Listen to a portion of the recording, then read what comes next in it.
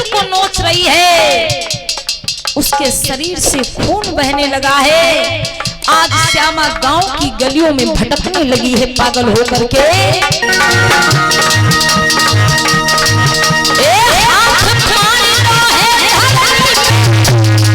और सूर्या छार छार हुई,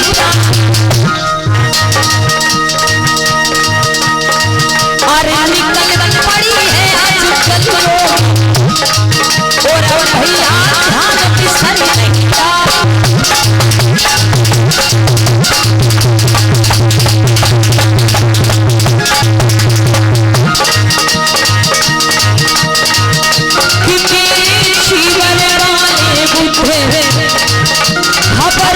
श्यामा की, मेरे जीवन वाले बुद्धे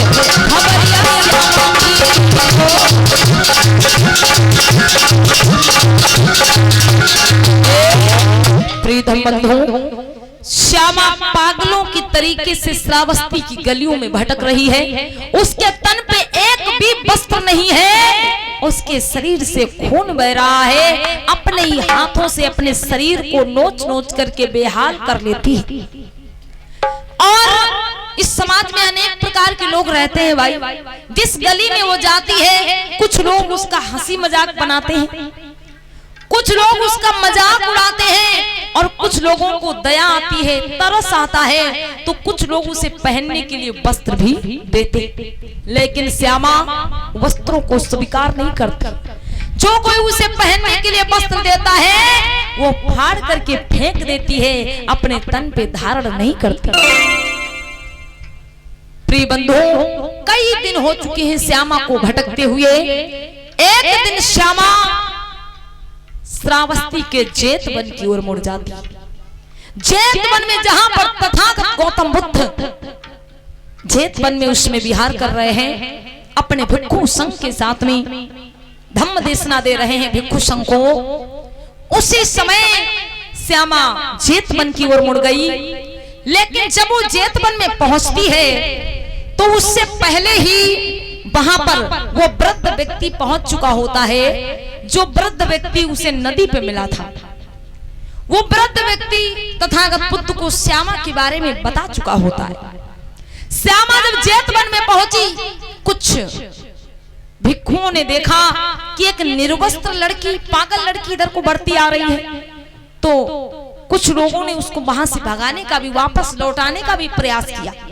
लेकिन तब तलक तथागत बुद्ध ने देख लिया और उन्होंने भिक्षु संघ से कह दिया कि इस लड़की को रोको मत, इसे मेरे पास आने दो, इस लड़की को मेरे पास आने दो। इसके चित्त की चेतना लुप्त हो गई है, उसे पुनः वापस लाना है, इस बेटी को मेरे पास आने दो।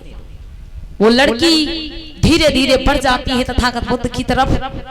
तथागत बुद्ध भी कुछ आगे बढ़ के आते हैं, और जैसे वो लड़की सामने पहुंची, क्योंकि वो बूढ़ा व्यक्ति, वृद्ध व्यक्ति सब कुछ बता चुका था पहले ही तथागत बुद्ध को।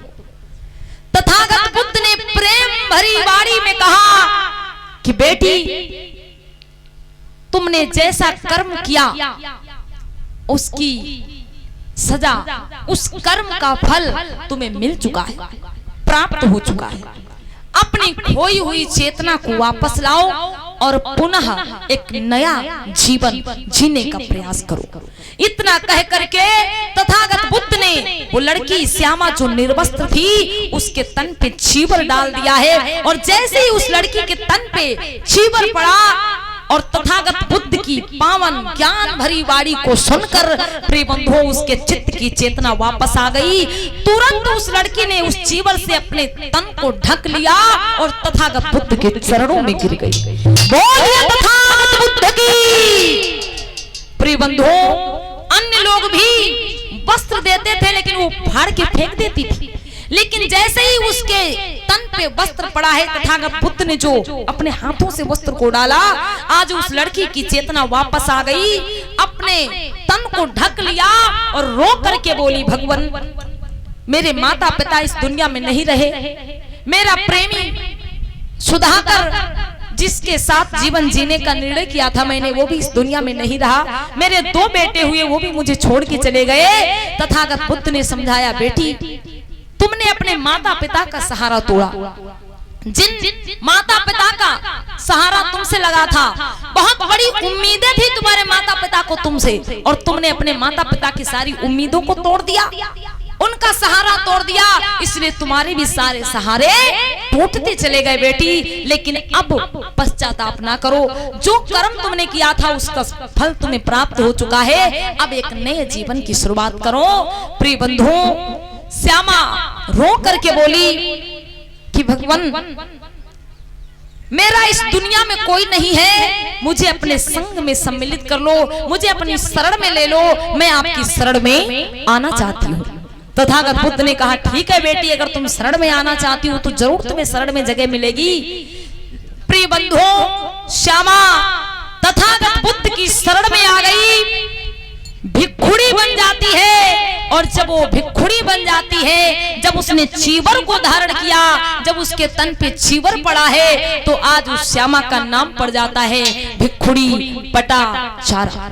भिक्षुणी पटाचारा के नाम से आज वो लड़की गांव-गांव में जाके बुद्ध के धम्म का प्रचार प्रसार करने लगी। बुद्ध से एक बात और कहती है वो पटाचारा कि हे भगवान, मेरे मन को शांति नहीं मिल पा रही है, मेरे मन को शांति कैसे मिलेगी, मैं ऐसा क्या करूं?